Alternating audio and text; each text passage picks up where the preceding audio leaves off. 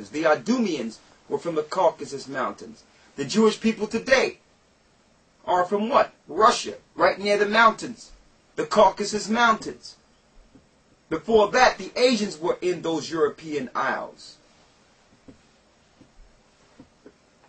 Now, in case you might think that these people, which are primarily Caucasian, because they're red, if you think that they are Japheth, this proves that they're not Japheth. I need you to go to Genesis 36 and 20. You're there, right? Read the 20th verse. Verse 20. These are the sons of Ser, the Horite, who inhabited the land Lotan, and Shobal, and Zibiah, and Anna.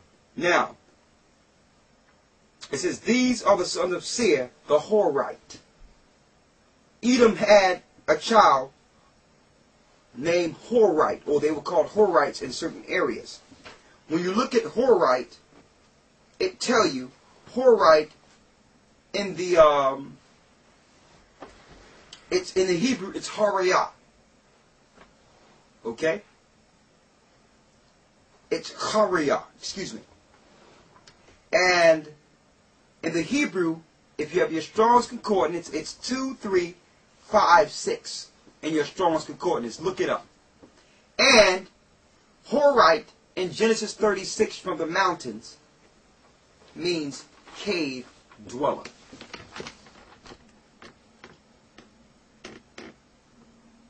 Cave dweller.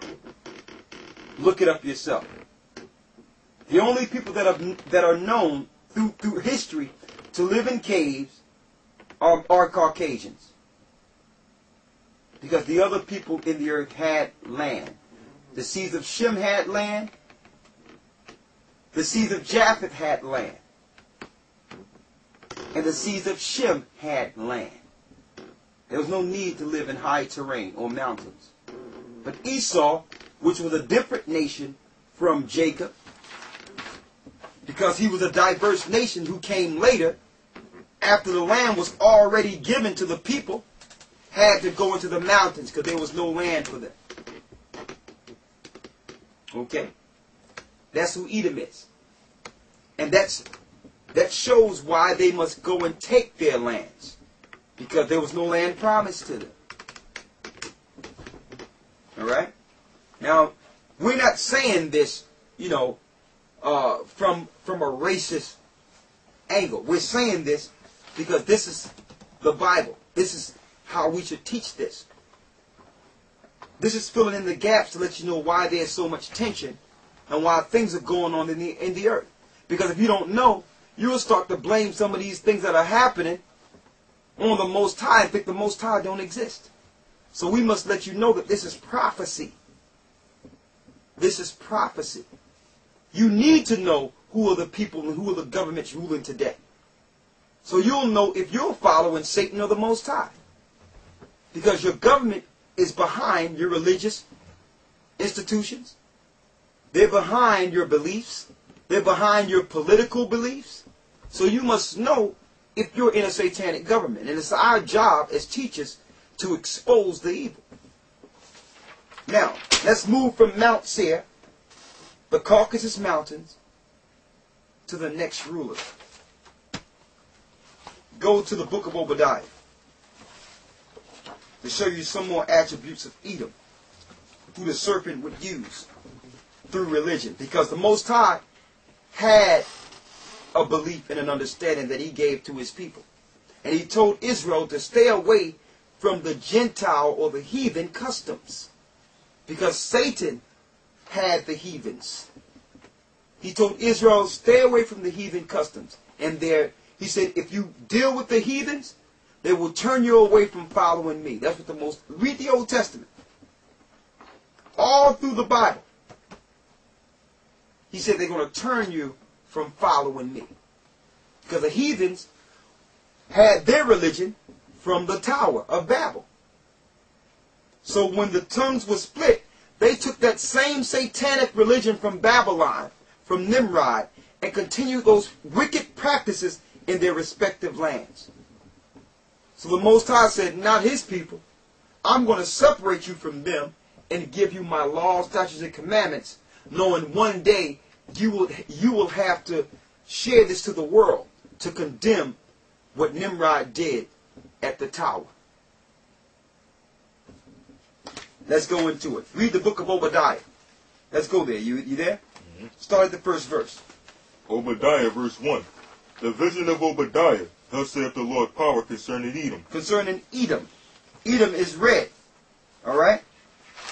Edom, as we know, is the full-blooded Caucasian today. Read. We have heard a rumor from the Lord, and an ambassador is sent among the heathen. Arise ye, and let us rise up against her in battle. Go ahead. Behold, I have made thee small among the heathen. He made Esau small among all the nations in the earth. Read. Thou art greatly despised. They are greatly despised because everywhere they went in the earth they brought war. Read. The pride of thy heart have deceived thee, thou that dwellest in the clefts of the rock. And the Most High say the pride have deceived them. You was just up in the rocks, and now you're proud and acting like you're God in the earth. Read. Whose habitation is high. It says whose habitation is high because they come from the mountains. Read. That saith in his heart, who shall bring me to the ground? And they're so proud now. They said in their heart, who's going to bring me down to the ground? Who's going to stop me? Here's another wicked thing they're doing. They're allowing atheist teaching and science to be taught in the earth. If this was a God-fearing people or a God-fearing government, they would never allow such teachings. Government can control what the people believe in. They do it in the Middle East. You're not going to go in the Middle East and say what you want to say and do what you want to do. So the government do have that power to execute God's rule in the earth. And you might think that's wrong. The government shouldn't have power, shouldn't control what people believe. What do you think Christ's going to do when he come here? You think you're going to believe what you want when he's bringing a government and a belief? And if you believe anything else besides what Christ is bringing, you cannot be in his kingdom. So government should uphold the laws and execute the laws of the Most High in the earth. That's their job. That's why the Lord set up Israel as a government to represent him, to oppose the wickedness in this world. Read. Verse 4. Though thou exalt thyself as the eagle. Though they exalt thyself as what? As the eagle. As the eagle. That's a sign. You can't hide from that. You can call you can say I'm German, I'm this, I'm that. But you can't hide the fact that the eagle is your government emblem. That's how you identify Edom today. What governments they have with the eagle as their emblem.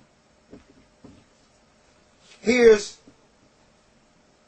an eagle behind a little boy who was Zeus, or the god Zeus, gay lover. It says, although Zeus was well known for the dalliances with various women, and thus infuriating his wife, the goddess Hera, Zeus didn't limit himself to young women.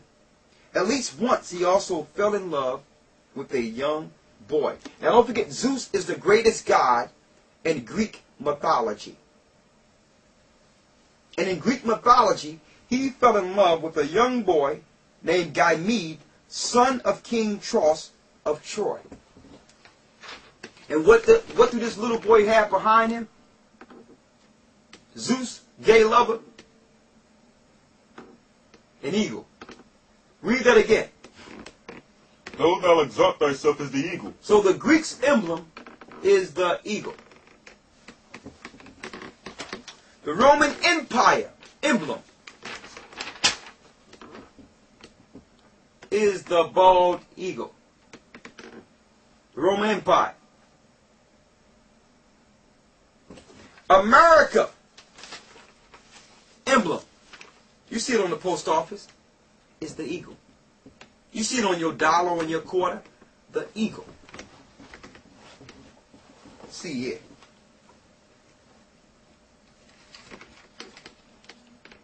Though thou exalt thyself as the what? As the eagle. Look at his head. Edom cannot hide because he used the eagle as his emblem. What is this? Right over the eagle is what? The sun. the worshiping of the sun. Right over the eagle. Linking directly to Nimrod. The worship of the sun. In ancient Egypt they did it also. And now they're doing it today in America, worshiping on Sundays. In the midst of the sun is a six-pointed star, which is the star of Moloch. Moloch is Satan.